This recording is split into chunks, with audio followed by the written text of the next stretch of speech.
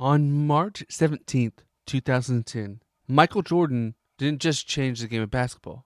He changed what a former player could do when he became the first ex-player to be a majority NBA owner when he paid $275 million to buy majority stake in the Charlotte Bobcats, taking his greatness that he had on and off the court to support a franchise to try to win another NBA championship and redefine what is possible for a player to come from nothing to become an owner in one of the richest leagues in the world. Today we're going to dive into how this happened after his legendary career on Daily Sports History.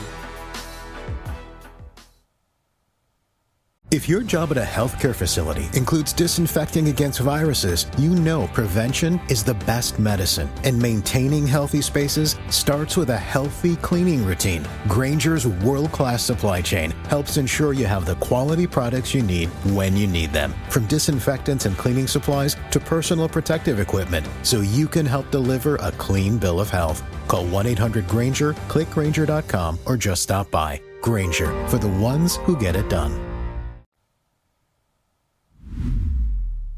Welcome to Daily Sports History. I'm Ethan Reese, your guide to a rapid deep dive into sports history every day. And today's trivia question is, who was the very first black owner of an NBA franchise? Listen throughout the episode to catch the answer. If you miss it, I will give it to you at the very end.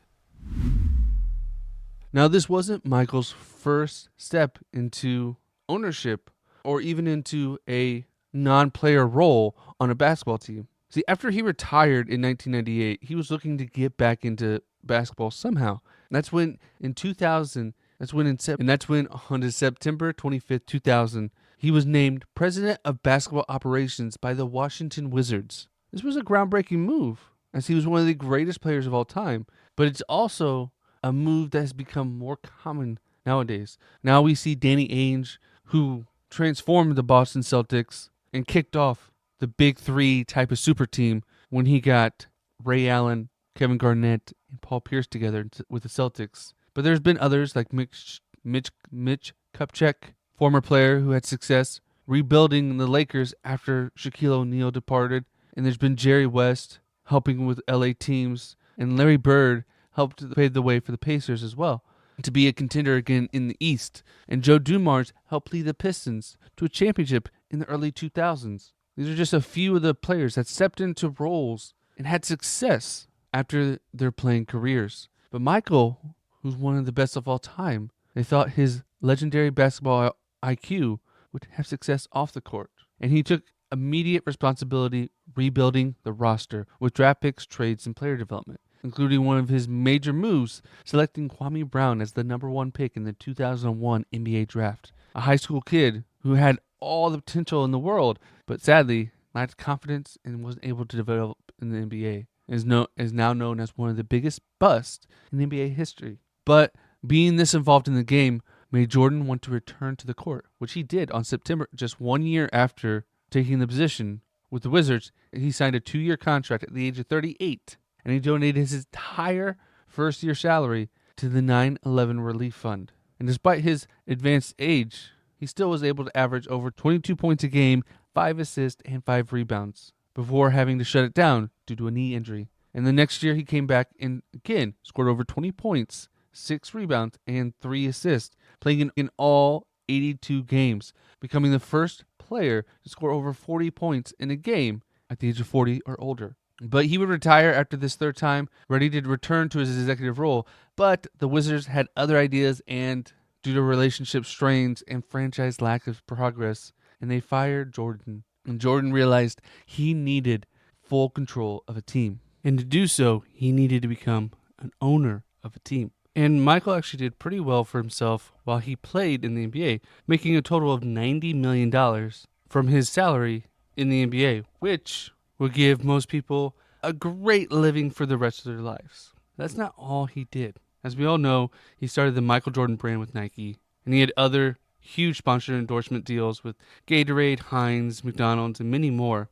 And it's estimated that he has had over $2 billion worth of endorsements in his career, and is continuing to earn more every year than he ever made in the NBA, which puts him at a unique experience where he has more money than any other NBA player that had played the game before. This would be the first time a former NBA player became an NBA owner, breaking that barrier between ownership and player, which is something that has never been broken before and is always at odds. We always hear about the collective bargaining agreement or the strikes that they have in the NBA and other sports. These are ownership fighting against players, making deals of how much is going to be paid. So this was a major point in NBA history. So in June 2006, he made his first step forward in purchasing a minority stake with the Charlotte Bobcats, the newest expansion team founded in 2004. Now, you may wonder why he joined these teams, the Wizards, the Bobcats, and Charlotte, and not the Bulls, his team that he had been with forever. Well, it's because of where he's from. He grew up in North Carolina. He played at North Carolina at UNC, where he won a championship, and so he still lives in North Carolina. Chicago was his home when he played, but wasn't his real home, and so he wanted to be closer to Charlotte. And not only was he a majority owner, he took over the basketball operations role, which is mainly the person that decides who's on the roster, who they draft, all the trades they make, and he struggled. His first draft pick was Adam Morrison at number 3 in the 2006 draft, who became a bust due to injuries and only averaged 7 points a game in his NBA career. And then he made a change in 2007 after they had one of the worst NBA records ever, only winning 26 games the previous year. He hired Larry Brown, who is an experienced NBA coach who has won at both the college and NBA level. But this still wasn't a match made in heaven. Although they did improve, making the playoffs, they still struggled to really be a dominant team. Then on March 17th, 2010, was a day that changed everything, when Bob Johnson sold majority ownership to Michael Jordan for a total of $275 million. Now, this was also important because Bob Johnson, who we probably will cover in a future episode, was the first majority black owner of an NBA team, which was a game changer in giving the reins to Michael, meant that there was still a black-owned team. Then in April that year was the first month, was when the Bobcats made their very first playoff appearance in franchise history, winning 44 games that year. Michael Jordan's presence increased ticket sales, gave them national attention, and provided sponsors for the team, making them more successful. But the team wasn't more successful on the court.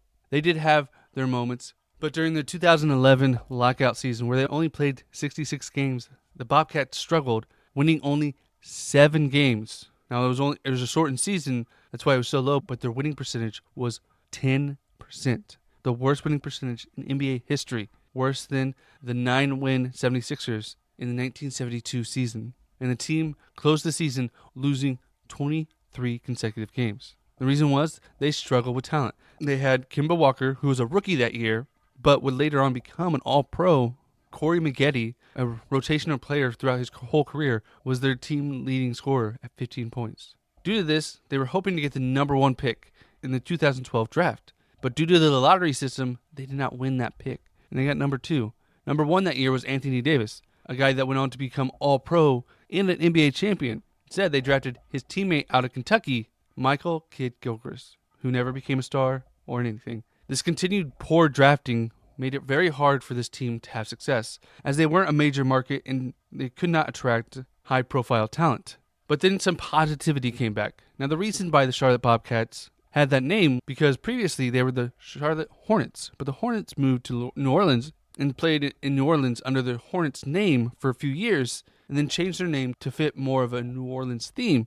And the name Hornets was given back to Charlotte, giving back to their more glory days when they had a lot of success in the 90s with Larry Johnson, Muggsy Bogues, and Alonzo Mourning. And in 2014, they officially rebranded the Bobcats to the Charlotte Hornets, and it was overwhelmingly positive. Merchandise sales skyrocketed, and attendance increased. And they showed signs of life. The previous year, they signed Al Jefferson, who became an All-NBA selection. And this duo between Al Jefferson and Kemba Walker helped lead them to the playoffs with the best record in franchise history under Jordan with 48 wins, winning their first games in playoff history pushing the Miami Heat to 7 games in the first round, but eventually losing. Now, as an actual NBA owner, Michael Jordan was great, was a great name for the league, was a draw for many players and many fans. He helped grow their wealth and success. In 2010, when he bought the team for $275 million, it was one of the cheapest teams in the NBA. But in 2023, the franchise value had skyrocketed to over $3 billion. This is due to broadcasts, due to increased TV revenue as the NBA broadcast deals have skyrocketed, as well as sponsorship, and the rebranding of the Nets helped increase ticket sales as well. But over time, they still struggled to put a good team on the court. They eventually let Kemba Walker go to another team, leaving them without a star. And in 2020, they drafted LaMelo Ball, who has shown promise as a young star, but they still lack successful pieces around him. And after 13 years of ownership, Jordan decided to sell his controlling stake in the team, selling for $3 billion to a group led by Rick Schnall and Gabe Plotkin. However, he would retain minority stake in the team. But this also meant he would also give away his role as the president of operations, showing sometimes a great player does not make the greatest valuation of talent. Some have done great. Danny Ainge is known as one of the greatest traders in NBA history. So much so that teams don't even want to trade with him as they feel like they're going to get fleeced somehow. So there are former players that have had success at the front office. Just Michael Jordan hasn't had as much success as others. But he's still involved in the game, taking a struggling small market team to a huge evaluation and gave a city its basketball identity back. But maybe now that he's stepped away, they have a chance to become an NBA champion. This also led the way for lots of other athletes to become owners in other leagues. LeBron James has a minority ownership in Boston Red Sox and the Liverpool soccer team. Shaquille O'Neal has a minority ownership in the Sacramento Kings. Dwayne Wade has an ownership stake in the Utah Jazz. The list goes on and on. These players are making more and more money outside of the game, which is great for the game and great for them, and is allowing them to have ownership in these teams, which was something that was unheard of previously, as these teams are normally older teams that have been around for years and years, and to buy into them takes millions and now billions of dollars. But these players are getting close. More and more players are becoming billionaires and having a chance to have ownership stake in some of their favorite teams. And this is all thanks to one of the greatest players of all time. Even though he wasn't the greatest front office man, his ownership ability changed the way for athletes to jump into ownership of their own after they step away from the game as well. I want to thank you for listening to today's Daily Sports History. If you like this episode, please let us know. Leave us a review wherever you're listening, or send us an email at dailysportshistory@gmail.com. Let us know what you like, what you think we can do better, and come back tomorrow for more Daily Sports History. And did you catch the answer to today's trivia question? Who was the very first black owner of an NBA franchise? The answer is Robert Johnson, who Michael Jordan bought the Charlotte Bobcats from.